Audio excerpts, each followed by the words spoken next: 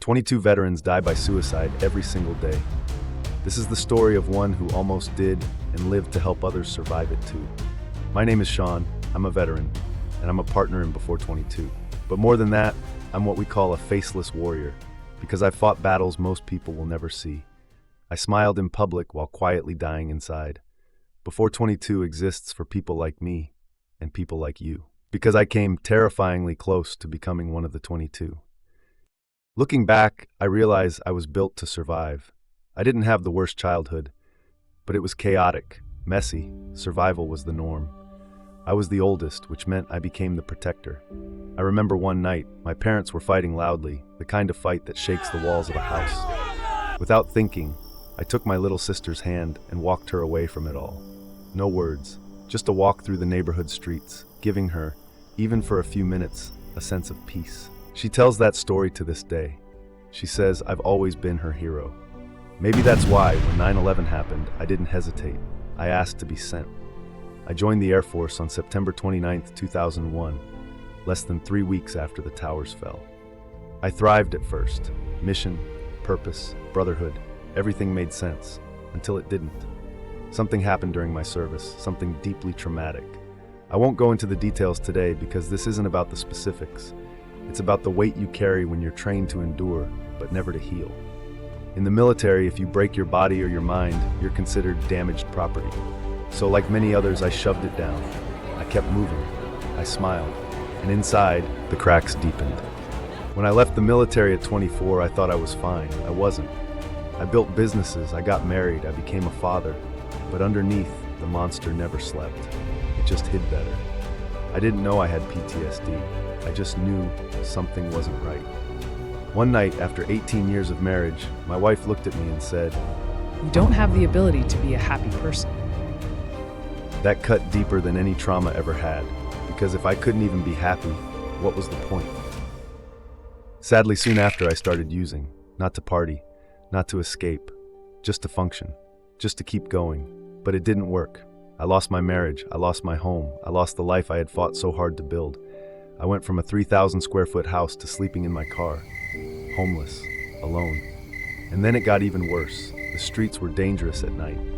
One night, I found myself in the wrong place, at the wrong time. A shooting broke out, sudden, violent, real. I hit the ground. I could hear the sharp cracks of gunfire. The metallic scent of burnt gunpowder filled the air. The cold concrete pressed against my body. My heart hammered so loud I could barely hear anything else. And in that frozen moment, I was sure I was going to die. But then something strange happened. Inside me, a voice rose up, chanting, louder than the gunfire, louder than the fear, I don't want to die. I don't want to die. I don't want to die. Over and over, and that's when it all broke open. For years, I had lived with a voice that whispered I did want to die. But in the face of real death, I discovered the truth. I wanted to live. Not just survive, but truly live. When I walked away from that night, I wasn't the same person. Something inside me cracked open. For the first time in my adult life, I felt overwhelming clarity.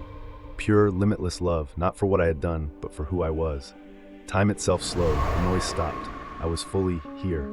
No past, no future, just the now. The now was safe, the now was free, the now was real. That experience changed everything. I quit using almost immediately. Not because someone told me to, but because I didn't need it anymore. I didn't want to numb my life. I wanted to feel it. I sought help desperately. Because something inside me knew this is the way back to finding my purest self. I soon swallowed my pride and called the VA. I told them I was homeless, I needed help, and they answered. Housing, therapy, counseling, group sessions. I joined AA not because I was drinking heavily, but because I was desperate to understand healing. I sat in church basements and coffee shops, telling my story to strangers. I cried. I listened. I healed. Pain is pain in all forms, very slowly, piece by piece, brother by brother, standing with faith and inspiring the faithless. It was a beautiful time in my life. I wasn't just happy, I found joy. Today my life looks different. I have a wife who loves me, kids who look up to me, a career I'm proud of. But make no mistake, the voice never fully goes away. PTSD doesn't care how good your life looks, it just knows how to whisper when the lights go out. But now I know how to fight it.